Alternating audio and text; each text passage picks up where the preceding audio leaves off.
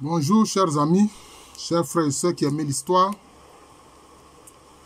Alors, je veux aborder un sujet qui souvent dans l'histoire des populations africaines n'est pas très abordé. Il s'agit de la mise sous contrôle de certains clans par des pouvoirs. Oui, ça existe aussi chez nos ancêtres. Donc je vais intituler cet enseignement « La mise sous contrôle de clans chez les Akans ». Alors, comment cela se faisait? Cela se faisait par des prises d'otages. Et comme c'était en général le système matrilinéaire, c'est-à-dire que c'est le lignage du côté féminin qui est privilégié. Alors, je vais prendre des exemples pour illustrer ce que je dis. Par exemple, dans le Sanvi, le royaume Sanvi s'est bâti autour de l'actuelle localité d'Aboasso, dans le département actuel d'Aboasso. Quand les Sanvi sont arrivés, enfin au départ c'était les Brafais, quand ils sont arrivés, qu'ils ont fait les guerres à des populations dans la région, des populations qui étaient déjà installées, ils ont pris des otages. Ils ont pris des otages, surtout des femmes.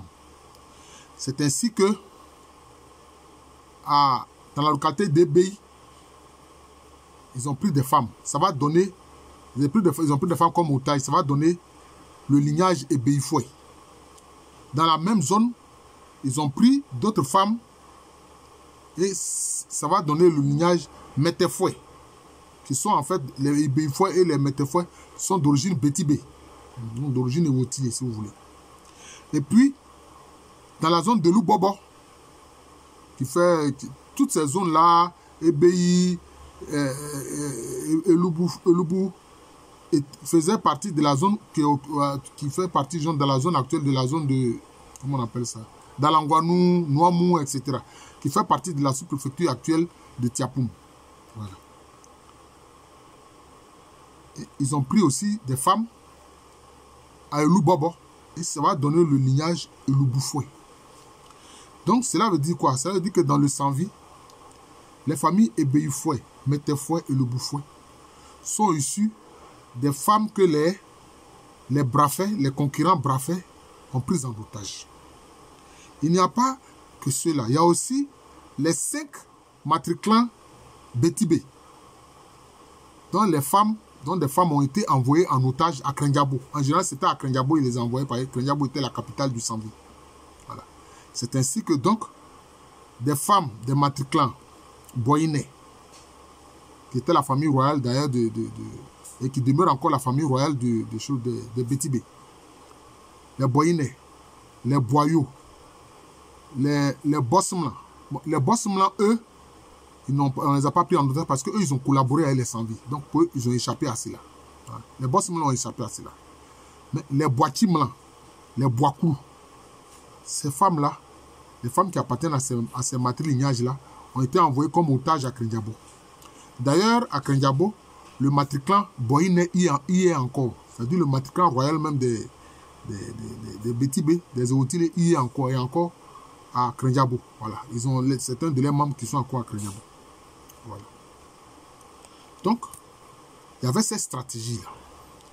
Une autre stratégie, notamment on l'a vu dans le cadre de l'histoire des Avikam. Les Avikam, ce sont ceux qui sont dans la zone actuelle de Grand Laou. La guerre entre les Afé, qui sont à Afédon, et puis les Kwanda, qui sont à Kwandadon. Il y a eu une longue guerre entre eux.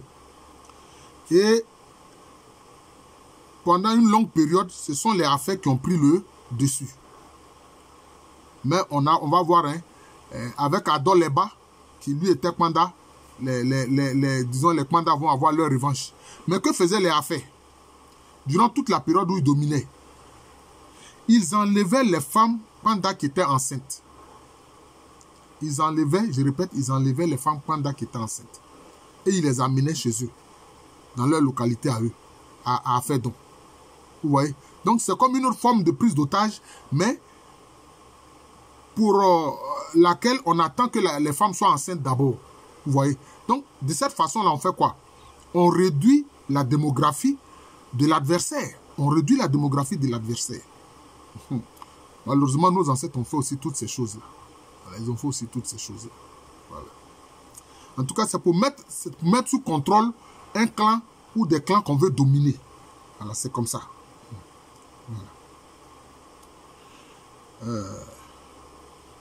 Une autre stratégie qu'on va voir, ça, l'exemple que je vais prendre, c'est chez les Agni Ndéniens, et ceux de la région de Tabangourou, même Père Cron. Ah, Père Cron, ça veut dire que Nana Miankwadjo dit qu'il n'aime pas les palabres. Donc on a dit, lui, il n'aime pas les palabres. Ah, Père Cron est devenu Abangourou. Il y a le clan des Adifé. Le clan des Adifé. Leur aïeul, je crois que j'ai fait même une vidéo sur ce clan-là. Voilà. Leur aïeul était une captive de guerre. Voilà. Une captive de guerre. C'est quand les Agni ont fait une incursion chez les Ashanti, hein, notamment dans le village de Nkawe, dont la famille royale d'ailleurs est d'origine d'Ankira. Voilà. J'ai fait une vidéo qui concerne cela où je parle du véritable amour entre Osei Tutu et puis Doma Akosua, qui était une princesse d'Ankira. Et quand il a fait des enfants avec elle, il leur a permis de créer le village d'Nkawe dans l'Ashanti. Voilà. Donc ce village est dirigé par, je peux dire, une branche collatérale de la famille royale du Dankira. Voilà. Et donc, leur aïeul qui a été faite captive durant cette incursion menée d'ailleurs par Ebru Moro, qui était, on peut dire, le généralissime au service du roi Noasma. Le premier roi des Agni Ndéniens, Nana Ayi Abaye, cette captive-là, il a épousé, il a eu des enfants avec elle. Et ce sont ces enfants-là qui vont former le lignage Adifé, le matrilignage Adifé. Mais quand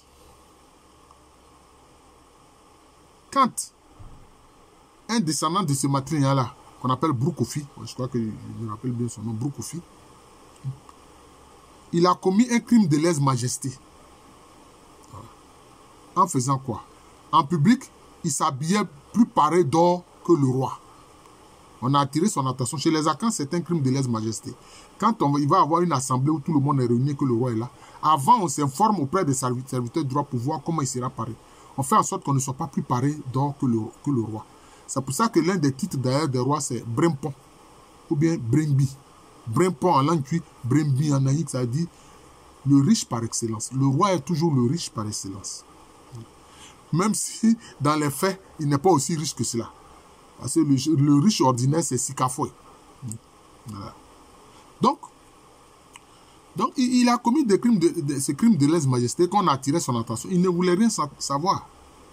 Donc, ça a créé un affrontement entre la famille royale, qui est la famille royale d'Indénia, qu'on appelle la famille Anikli, mais en fait qui est de Matiklan à Sacré.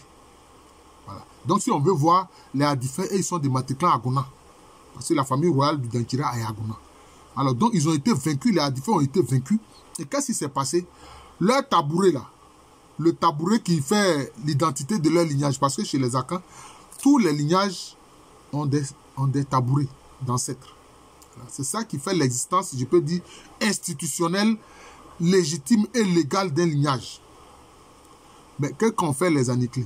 Ils ont pris tous les tabourets des Adifé et puis ils les ont mis dans leur case, dans la case des sièges d'eux-mêmes. Je répète, la case des sièges, parce que les Akans avaient des cases où ils mettaient les sièges des ancêtres. C'est-à-dire, qu'est-ce qu'ont fait les Anikli? Quand ils ont vécu les Adifé, ils ont pris les tabourets des ancêtres des Adifé et puis ils ont mis ça dans eux, leur case à eux. Donc cela veut dire que les Adifé ne peuvent plus continuer le culte des ancêtres sans passer par eux. Voilà. Ils ne peuvent pas poursuivre le culte des ancêtres sans passer par eux, puisque leurs tabourets leur ont été enlevés. Donc vous voyez. Donc ça c'est un autre système encore de contrôle. Voilà, de contrôle.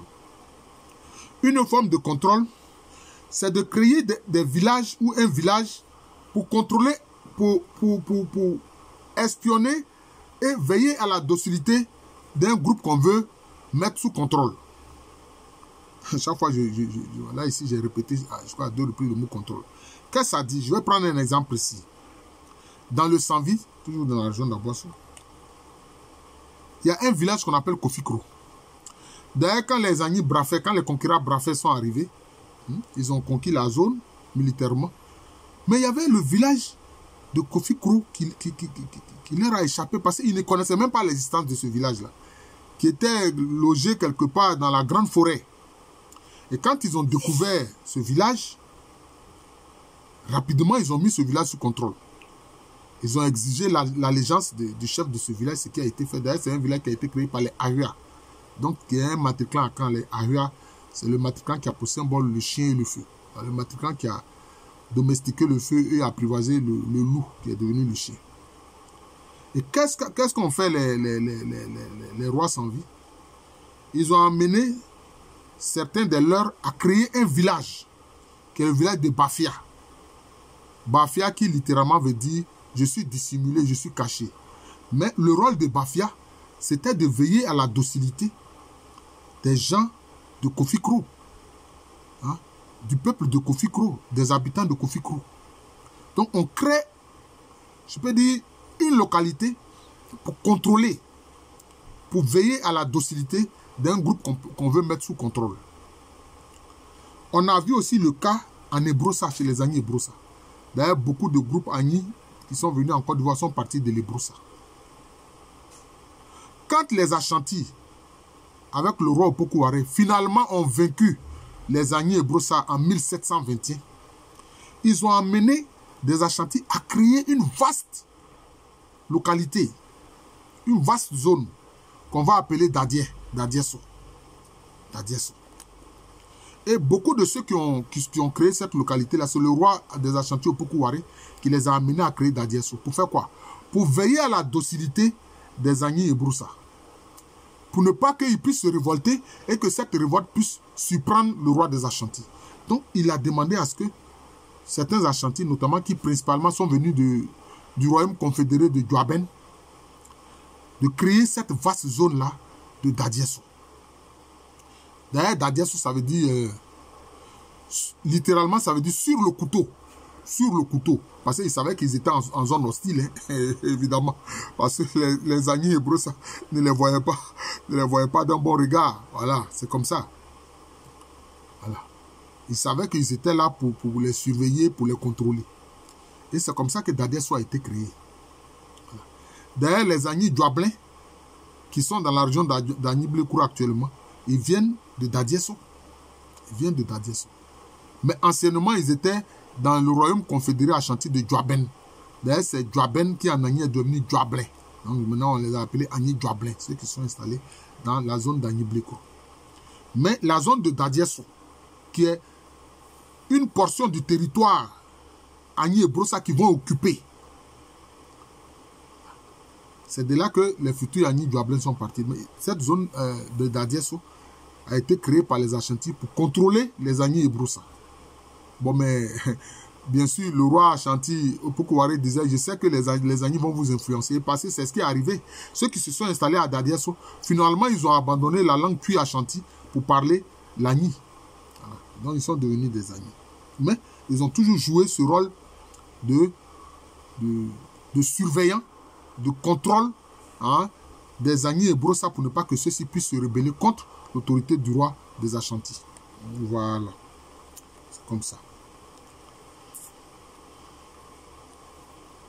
On a vu aussi un autre cas. C'est vrai, le Sanvi, les Agni Sanvi, le roi Agni Sanvi, n'a pas voulu que les Nzema Douvelé, ce sont des Nzema, comme tous les Nzema, qui sont dans la zone de Tiapoum actuelle, la sous-préfecture actuelle de Tiapoum. D'ailleurs, ils ont négocié avec les rois Agni Sanvi pour s'installer dans la zone. Quand ils se sont installés, le roi des Agni Sanvi savait les Nzema très turbulents. Parce que sous le roi Nzema Kakwaka, les Nzema ont fait la guerre aux Agni Sanvi. Mais quand Amondoufou Koutoua, c'est-à-dire Amondoufou le deuxième du nom, a accepté que les Nzema s'installent dans cette zone de Tiapo, Malangouanou, Frambo, etc. Il a fait créer le village de Moa. Voilà. Les Agnis Sanvi ont créé le village de Moa. Pour faire quoi? Pour surveiller les Nzema à Douvlé. Ce sont des Nzema comme les autres Nzema, on les appelait à Douvlé parce que durant leur déplacement, leur migration, ils sont passés par le village de Adou. On appelle aussi Adou-Soazo. Voilà, c'est pour ça qu'on les a appelés à Douvlé. Donc, c'est comme ça. C'est comme ça que le village de Moa a été créé. Le village Agnis Sanvi de Moa a été créé. Donc, ils font face aux Nzema à Douvlé pour pouvoir les surveiller. Voilà. Voilà, c'est comme ça. Pour ne pas que le Sanvi soit surpris par une attaque éventuelle de ces Nzema-là. Voilà, donc ça a été comme ça. Alors, le dernier mode de contrôle dont je vais parler, c'est quand le clan qu'on veut mettre sous contrôle, on l'associe au clan dominateur. Je vais prendre deux exemples pour que vous compreniez. Dans le royaume Abouré Ehe de Mossou, qui fait partie de la commune de Grand Bassam, le lignage royal est de clan Samandiemle. D'ailleurs, dans le symbole, c'est la corneille. L'un des symboles, c'est la corneille. En Côte d'Ivoire, ici, on appelle ordinairement le corbeau. Voilà. La corneille a une partie de son plumage qui est blanc, et puis le reste est noir. Mais le corbeau, lui, il est tout noir. Mais c'est aussi l'un de leurs symboles. L'un de leurs symboles aussi, c'est le serpent. Voilà. Quelquefois, ils disent la liane, mais la liane ressemble bien à un serpent.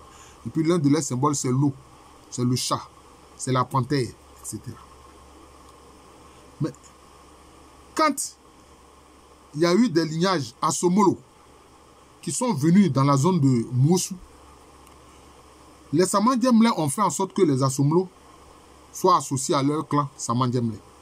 Alors que les Asomolo, ils ne sont pas du clan Samandiemle, c'est-à-dire qu'ils ne sont pas du clan. Ce clan Samandiemle là, c'est ce clan-là que chez les Ashanti et chez les locuteurs du cul, on appelle Asona. Le clan Asona. Les Nzema appellent ce clan Ezohili. Ils ont fait en sorte que les Asomolo soient associés au matrilignage Samandiemle. Alors que les Asomolo, ils sont partis d'où? Ils sont partis du Sanvi, notamment du village d'Adjouan. D'ailleurs, anciennement, ils étaient dans le Brossa et ils ont séjourné en pays Nzema.